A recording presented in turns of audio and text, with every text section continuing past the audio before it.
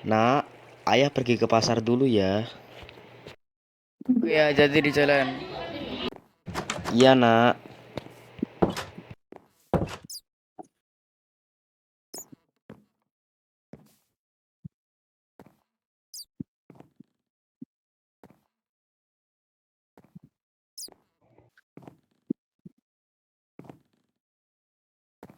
Aduh, lagi gabut nih. Ngapain ya? Oh ya udah deh, nonton TV aja.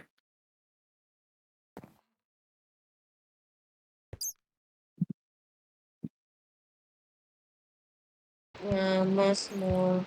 Selamat siang pemirsa, berjumpa lagi dengan saya Peter dalam acara seputar berita edisi 24 April 2024 untuk menggambarkan berita-berita yang teraktual dan terpercaya yang kami rangkum dan seputar berita pagi ini. Kali ini kita akan membahas mengenai pengaruh perkembangan ilmu pengetahuan dan teknologi atau IPTEK terhadap ekonomi sebuah negara. Mengapa perkembangan IPTEK mempengaruhi ekonomi suatu negara? Karena perkembangan IPTEK dapat meningkatkan efisien produksi, mengembangkan produk baru, dan menciptakan lapangan kerja baru. Nah, sekarang By the New bagaimana Year. peran perkembangan IPTEK bagi 3 kegiatan ekonomi, yaitu distribusi, dan konsumsi? Kita akan bahas bersama 3 reporter kita. Pak HW, apakah Anda sudah di sana, Pak HW? Baik Pak Peter, saya sudah ada di sini. Jadi saudara-saudara, saya sudah bersama narasumber saya, yaitu Pak Michael. Pak Michael bisa dijelaskan bagaimana pengaruh IPTEK terhadap kegiatan produksi. Baik Pak HW, jadi produksi adalah kegiatan menghasilkan suatu barang. Lebih luas lagi, pengertian produksi adalah kegiatan menghasilkan barang atau jasa atau kegiatan menambah nilai guna barang atau jasa. Berdasarkan pengertian tersebut, dapat disimpulkan bahwa nilai guna suatu barang akan bertambah bila barang tersebut diolah lagi dan menghasilkan barang lain. IPTEK dapat menunjang kegiatan produksi, terutama akan kebutuhan mesin produksi, bahan baku untuk produksi, dan bahan penolong untuk produksi. Terima kasih Pak Michael atas jawabannya. Sama-sama Pak HW. Baik pemirsa sekalian, sekarang kita akan beralih ke sektor distribusi. Pak Marcel, apakah Anda sudah siap, Pak Marcel? Baik Pak Peter, saya sudah siap. Saudara-saudara di sini sudah ada narasumber saya, yaitu Pak Onil. Pak Onil, bisa dijelaskan pengaruh IPTEK pada distribusi? Ya, baik, selamat siang Pak Marcel. Saya akan menjelaskan mengenai pengaruh IPTEK pada distribusi. Oke,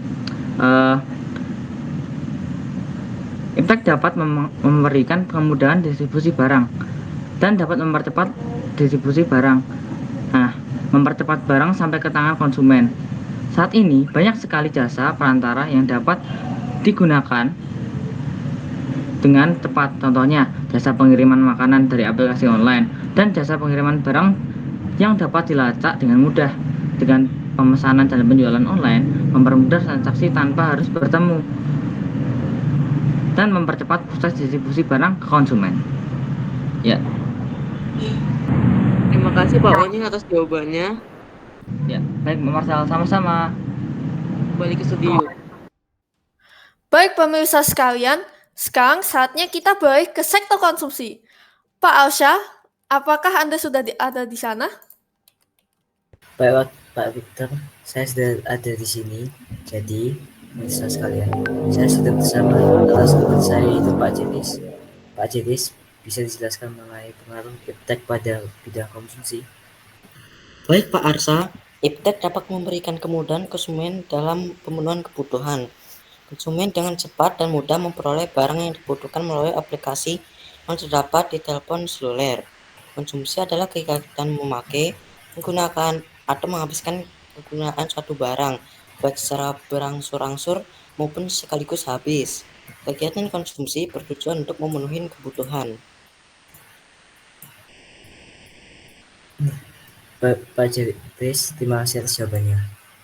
Sama Baik pemirsa, tadi kita sudah mendengar pengaruh iptek di bidang produksi, distribusi, dan konsumsi. Indonesia perlu terus berinvestasi dalam pengembangan iptek agar dapat bersaing di tingkat global dan menciptakan ekonomi berbasis pengetahuan yang lebih kuat.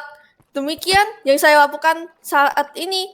Vita Alexander Chow dan segenap kru yang bertugas undur diri. Terima kasih, selamat siang, dan sampai jumpa kembali.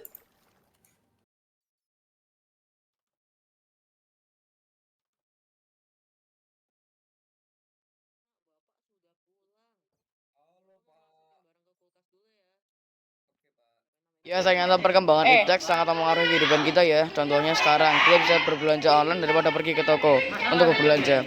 Lebih cepat dan mudah. Betul nak.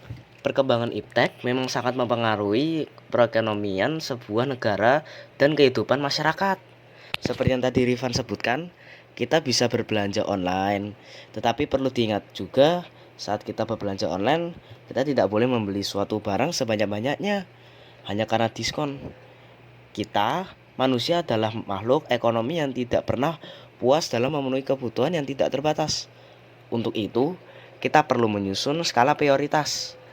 Pertama, tentukan kebutuhan yang paling mendesak untuk dipenuhi. Kedua, pertimbangkan kemampuanmu untuk memenuhi kebutuhan tersebut.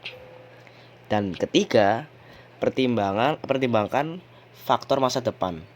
Apakah pilihanmu tersebut akan berpengaruh terhadap masa depanmu nanti?